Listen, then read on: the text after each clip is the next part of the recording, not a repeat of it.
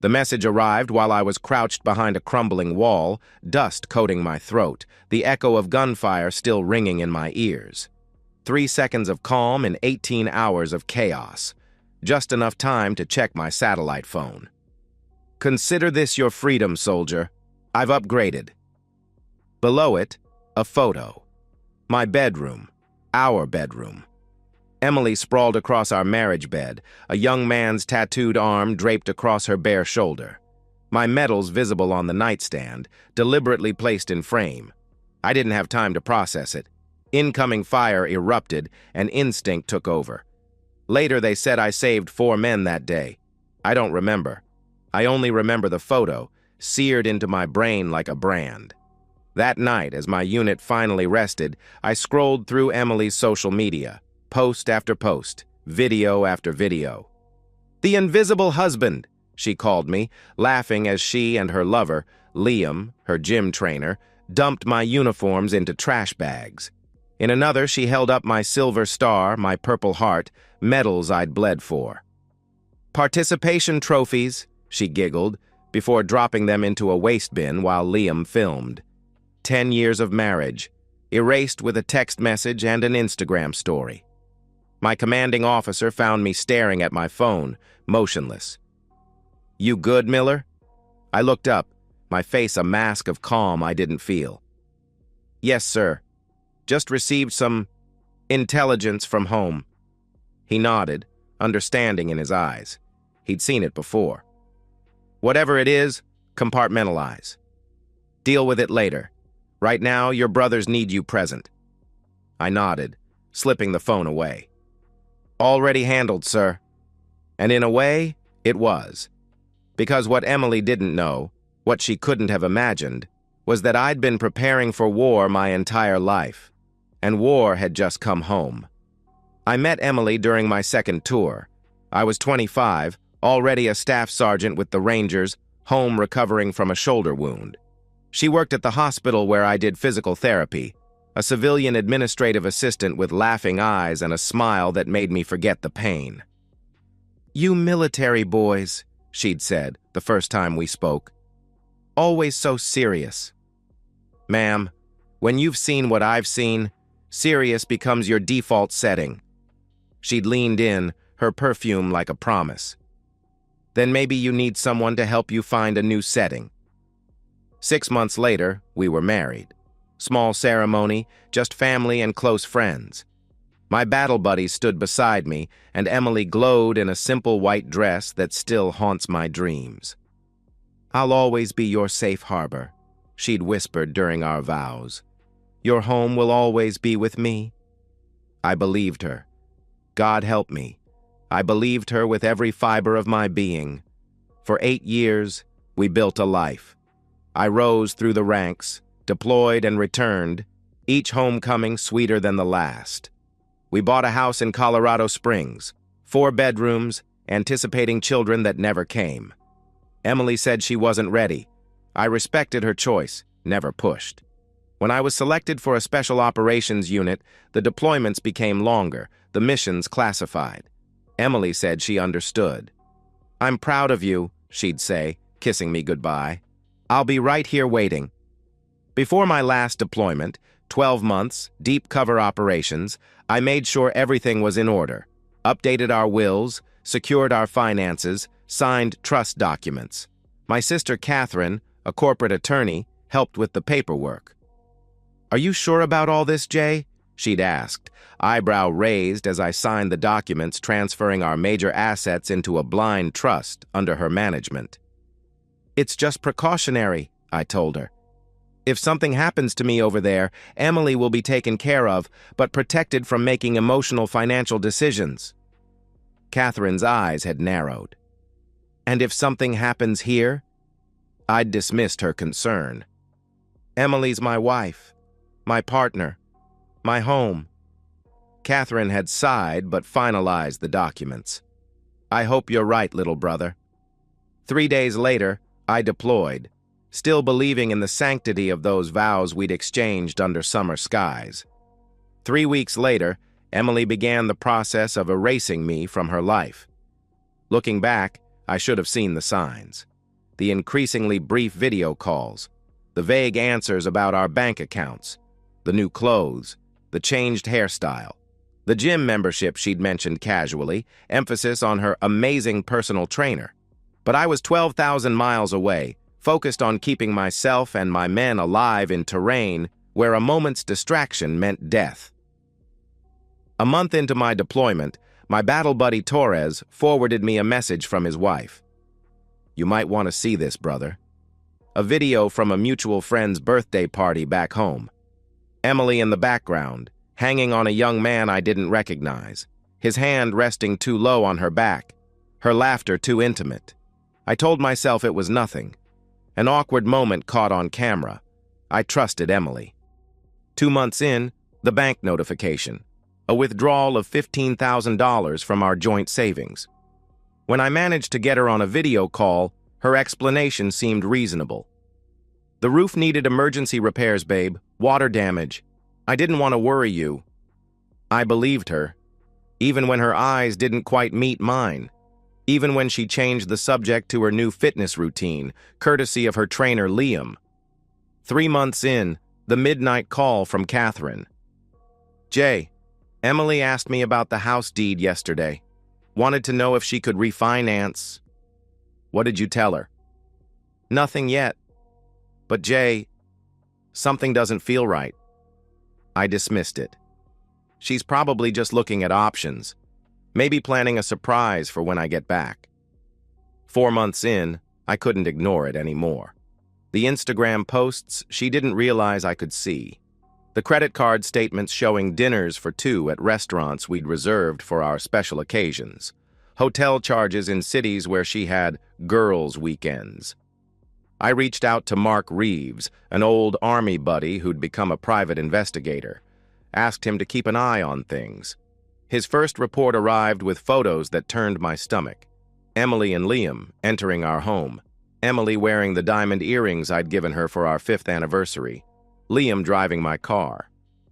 "Want me to dig deeper?" Mark had asked. "Everything," I'd replied. "Document everything." By month 5, I had a secured cloud folder filled with evidence. Photos, videos, financial records. Emily and Liam emptying our joint accounts. Emily showing off new jewelry on social media. "Gifts from someone who actually sees me," the caption read. Emily giving Liam keys to my home gym, my man cave, spaces that had been mine alone. And then, the anniversary text. The final confirmation that the woman I'd loved, the woman I'd built my life around, had never truly existed at all. The realization didn't come as a thunderclap, no dramatic moment of sudden understanding. Instead, it settled over me gradually, like the desert dust that coated everything in my world. It happened during a rare moment of quiet. Our unit had set up camp in a hidden valley, waiting for extraction after a grueling 3-day mission. I sat alone, watching the stars emerge in an alien sky, scrolling through the latest update from Mark. Photos of Emily and Liam in our backyard, hosting a party. My friends, people I'd known for years, laughing, drinking my liquor. In one image, Emily wore my combat jacket, the one I'd been awarded after a particularly harrowing mission. She'd turned it into a joke, posing with a toy gun while Liam took photos. Something broke inside me, not loudly, not dramatically, just a quiet, final severing of whatever emotional ties had kept me tethered to the idea that there might be something worth salvaging. Torres found me there, still staring at my phone. "You look like a man who's made a decision," he said, sitting beside me. I nodded slowly. "I've been fighting the wrong war." "Meaning?" "I've been trying to understand why. Why she would do this. What I did wrong. How I could fix it." I put the phone away, feeling a strange calm descend. But that's not the right question. What is? How do I end this on my terms? How do I make sure justice is served? Torres nodded, understanding in his eyes. He'd gone through something similar during his second marriage. "The best revenge isn't revenge," I finished. "It's justice, cold, calculated, and complete." That night, I wrote 3 emails. One to Catherine, outlining exactly what I needed her to do. One to Mark, expanding the scope of his investigation. And one to my commanding officer, requesting a specific return date that would coincide with the timeline I was constructing. For the first time since receiving that text, I slept without dreams. The next morning, I rejoined my unit with a clarity I hadn't felt in months. The mission had changed, but the objective was the same: victory, at all costs. Over the next 7 months, I built my case with the same precision I'd used to plan a military operation. This wasn't about emotion, this was about strategy. Catherine became my primary asset, managing the legal architecture. The trust we'd established before my deployment had been designed as a safeguard against my death. Now, it became the foundation of Emily's downfall. "She has no idea," Catherine confirmed during one of our encrypted calls. "She thinks she's living off your military pay and the joint accounts. She doesn't realize the house, the cars, everything of value. It's all in the trust now." Mark continued his surveillance, building a comprehensive record of Emily's betrayal, financial malfeasance, property damage, defamation, each offense meticulously documented and time-stamped. "She's planning something big," he reported in month 9, "talking about a destination wedding, Bali or Fiji. She's meeting with travel agents, looking at venues online." "Let her plan," I replied. "Let her dream." Meanwhile, I cultivated relationships with key personnel at the local media outlets. Anonymous tips about the wife who mocked her deployed husband, hints about a scandal brewing, building interest without revealing my hand. In month 10, Emily made her move. "She's trying to refinance the house," Catherine reported. "Wants to pull $200,000 in equity. Told the bank it's for home improvements, but I've seen the travel bookings." "Let her get to the final paperwork," I instructed. "Let her think it's a done deal." The timing had to be perfect. I arranged my return stateside to coincide with the closing date she'd set for the refinance. No welcome home celebration, no advance notice. Just the cold precision of justice served at the moment of her greatest confidence. 2 days before my scheduled return, I had Mark contact the local news station. An anonymous tip about a developing human interest story. A decorated soldier returning home to shocking betrayal. The producer bit immediately. "We'll have a crew on standby," Mark confirmed. "Just give the word." The final piece fell into place when Liam's past surfaced in Mark's investigation. A history of targeting wealthy women. 2 previous relationships with married women, both ending once their assets were liquidated. "He's a professional," Mark explained. "Finds vulnerable women, isolates them, then bleeds them dry." "Does Emily know?" "Not yet. But I've made sure the information is ready to be delivered at the right moment." Everything was in place: the legal documents, the media coverage, the incontrovertible evidence. All waiting for the moment I stepped back onto American soil. On the flight home, I felt nothing but a calm certainty. This wasn't about hatred. It wasn't even about hurt anymore. It was about justice, about consequences meeting actions with mathematical precision. I landed at Peterson Air Force Base at 6. By 7:30, I was in Catherine's office, reviewing the final details. "Are you absolutely sure about this?" she asked, concern in her eyes. "Once we start, there's no going back." I looked at my sister, the one person who had never betrayed my trust, and nodded. Emily made her choice. Now it's time for her to face the consequences. At 9, Catherine made the call that would start the cascade. The refinance closing was scheduled for 10 at Colorado Springs Mortgage and Loan. Emily had arrived early, dressed in a new outfit that, according to Mark's records, had cost more than my monthly combat pay. Liam waited in the car, my car, scrolling through his phone while she secured the money for their lavish wedding. I watched from Mark's surveillance vehicle across the street, not out of emotion, but to ensure the operation proceeded as planned. At precisely 9:55, the sheriff's department arrived, Two cruisers, lights flashing. A news van pulled up 30 seconds later, right on schedule. Through Mark's directional microphone, I could hear the confusion in the loan officer's voice. "Ms. Miller, there seems to be some confusion. According to our records, you don't own this property." Emily's laugh, dismissive. "That's ridiculous. I'm Emily Miller. The house is in the Miller name." "Yes, ma'am, but according to county records, the property is owned by the Miller Family Trust, administered by Catherine Miller. You are not an authorized agent of the trust." The first crack in her confidence, visible even from across the street. "That's impossible. My husband—" "Is this your husband, ma'am?" The loan officer turned his computer screen, showing my military ID photo. "Yes, but—" "Ma'am, we've received notice from the trust administrator. You are not authorized to encumber or refinance this property. Furthermore, I'm required to inform you that the sheriff's department is here with an eviction notice."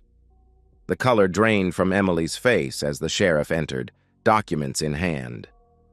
"Emily Miller?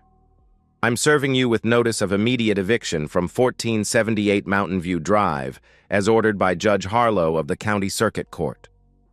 The cameras captured every moment. Her shock, her confusion, the slow dawning of realization as her carefully constructed world began to collapse. She stumbled outside, looking for Liam. But he was already pulling away in my car, the trust's car, having seen the sheriff and news crew arrive. The reporter approached, microphone extended. "Mrs. Miller, is it true that you attempted to refinance your deployed husband's home to fund a wedding with your lover?" Emily's face, once so composed, crumpled in real time for all of Colorado Springs to see. "This is a mistake," she stammered. "My husband, Jason, wouldn't—" But I would. I had. The second phase began at 11. As Emily stood shell-shocked on the sidewalk, Catherine arrived with the second set of documents. "Emily," she said, her voice professionally detached, "as administrator of the Miller Family Trust, I'm required to inform you that all joint credit accounts have been frozen pending investigation of unauthorized expenditures. Additionally, the vehicles registered to the trust have been reported stolen and are being recovered by law enforcement." As if on cue, a police cruiser pulled alongside my SUV, the one Liam had just abandoned at a gas station 2 miles away. "This can't be happening," Emily whispered, her carefully applied makeup streaking down her face. "Jason is deployed, he can't—" "Staff Sergeant Miller returned from deployment this morning," Catherine stated, loud enough for the cameras to catch. "He has signed all necessary documents in person." The reporter's eyes widened at this new angle. "The husband is back?" "Where is he now?" Catherine maintained perfect composure. "Staff Sergeant Miller is a decorated combat veteran who has served his country with honor. He will make a statement when he's ready." By noon, the local news was running the story hourly. By evening, it had been picked up by national outlets. The narrative wrote itself. Decorated soldier betrayed while defending his country. Wife and lover attempt to steal his home. Justice served upon his return. Emily's social media accounts, once filled with her celebrations of her new life, exploded with condemnation. The very photos and videos she'd posted mocking me were reshared thousands of times, now with a very different context. Phase 3 began the following morning. Liam, realizing the money train had derailed, sent Emily a text ending their relationship. Mark had ensured a copy was forwarded to my secure server within minutes. "This is too much drama. I'm out. Don't contact me again." By afternoon, Emily had been reduced to calling friends for a place to stay. The same friends who had partied in my home, who had witnessed her betrayal and said nothing. One by one, they declined. "No one wants to be associated with what you did," one former friend texted. "It's all over the news. My husband's in the National Guard. How would it look?" By evening, Emily was checked into a budget motel, using the last of her personal credit card's available balance. The card linked to our joint account had already been deactivated. The final phase would come the following week, in divorce court. But first, I had one more operation to execute. I could have avoided her entirely, could have let the legal system and public opinion finish what I'd started. But something in me needed closure, needed to look in her eyes one last time.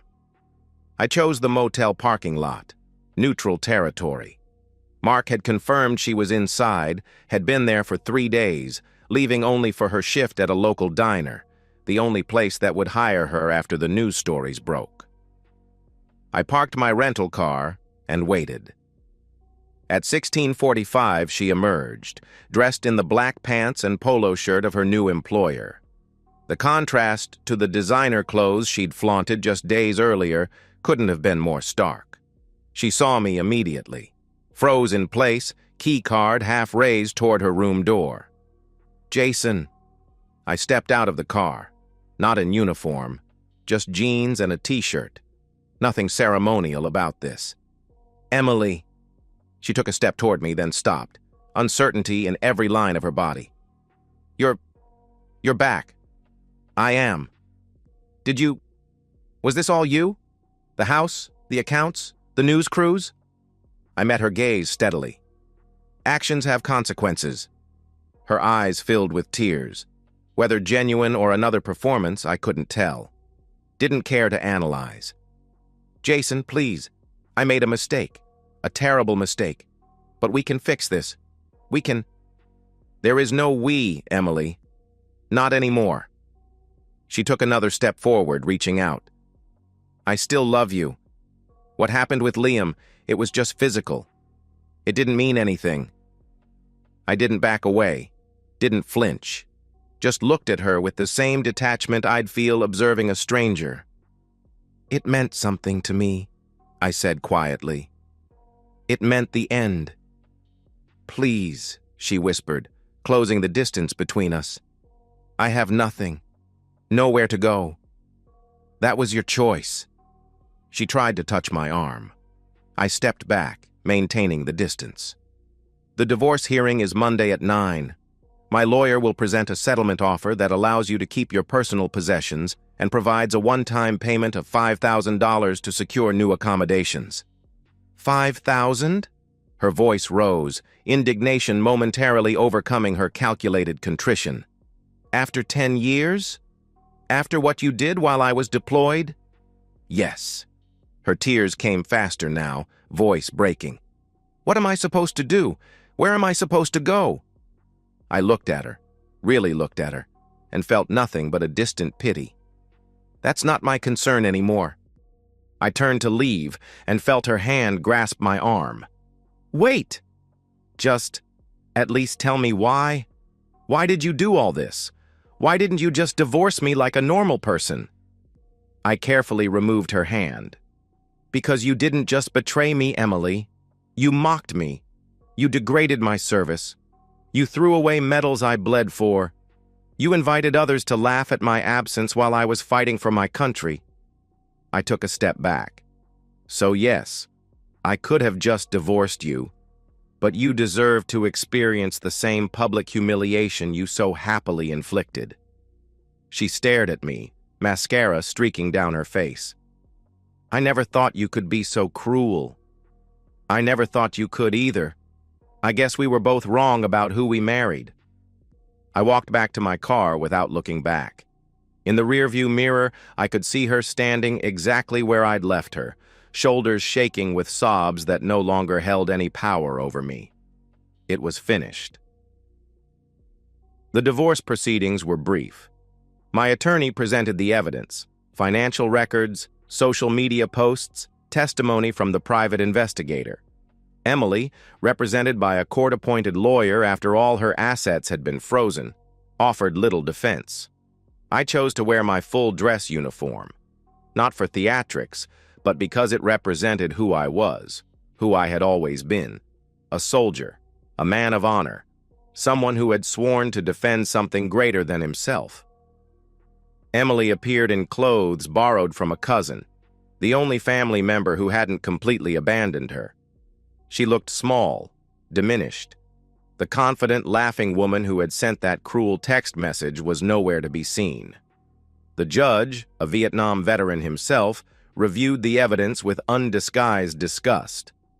The court finds overwhelming evidence of financial malfeasance, emotional cruelty, and breach of marital contract, he stated. The proposed settlement from Staff Sergeant Miller is, frankly, more generous than this court would have ordered under the circumstances. When asked if she accepted the terms, Emily's voice was barely audible. "Yes, Your Honor." Throughout the proceeding, I never once looked at her, never acknowledged her presence. She was a stranger now, someone I had once known but no longer recognized. As the judge finalized the divorce, granting me full restoration of all assets and the symbolic $5,000 payment to Emily, I felt no triumph, no vindication, just a quiet finality, like closing the cover on a book I would never open again. Outside the courthouse, reporters waited. Emily emerged first, immediately surrounded by cameras and microphones. I exited through a side door, avoiding the circus, but not before hearing her first broken sob as the reality of her new life fully descended. Catherine met me at my car. "It's done," she said, handing me the final paperwork. "The trust will transfer everything back to your name by the end of the week." "Thank you." I hugged my sister, the one constant through the entire ordeal. "For everything? What will you do now?" I looked past her, toward the mountains that had once represented home. "Transfer to Fort Benning. Fresh start." "And Emily?" I shrugged. "Not my concern anymore." As I drove away, I caught one last glimpse of her in my rearview mirror, surrounded by cameras, mascara streaming down her face, calling my name as I disappeared from her life as completely as she had tried to erase me from hers. 3 years later, I sat on the deck of my new home in Georgia, watching the sunset with a quiet contentment I hadn't felt in years. Mark's final report had arrived that morning. Emily Miller, now working as a waitress in a highway diner outside Denver, living in a shared apartment with 2 other women, drowning in debt from the lawyer she'd hired to try to contest the divorce after the fact. Her social media presence had dwindled to almost nothing. The few recent photos showed a woman aged beyond her years, the sparkle gone from her eyes, replaced by a wariness that comes from hard lessons learned too late. Liam had moved on to another target, a divorced real estate agent with a healthy portfolio. But his methods had been exposed during Emily's public downfall. His new relationship had ended quickly when his girlfriend's brother recognized him from the news stories. As for me, I had found my peace, not in the destruction I'd engineered, but in the justice of it, in the knowledge that betrayal had met its consequence, that honor in the end had prevailed. I closed the report and deleted Mark's email, the last thread connecting me to that chapter of my life, severed with a single keystroke. Inside, dinner waited. A quiet evening ahead with a book I'd been meaning to finish. Tomorrow, I would return to base, continue training the next generation of soldiers, men and women who understood concepts like loyalty, honor, commitment. The concepts that had saved me in the end. Not from Emily's betrayal, but from allowing that betrayal to destroy who I was. I had gone to war, but I had come home whole. Not to the woman who had promised to be my harbor, but to the man I had always been, the man I would continue to be. Mission complete indeed. And so, we've reached the end of today's story. Was it what you expected, or did it take a twist you didn't see coming? I'm curious to hear your thoughts. Share them in the comments below, and let's get a conversation going. If this story kept you hooked, make sure to hit that like button. And if you're new here or just haven't subscribed yet, now's the perfect time to join our community. I bring you fresh, captivating stories every day, so click that subscribe button and turn on notifications so you never miss out. Thanks for watching, and I'll see you in the next one.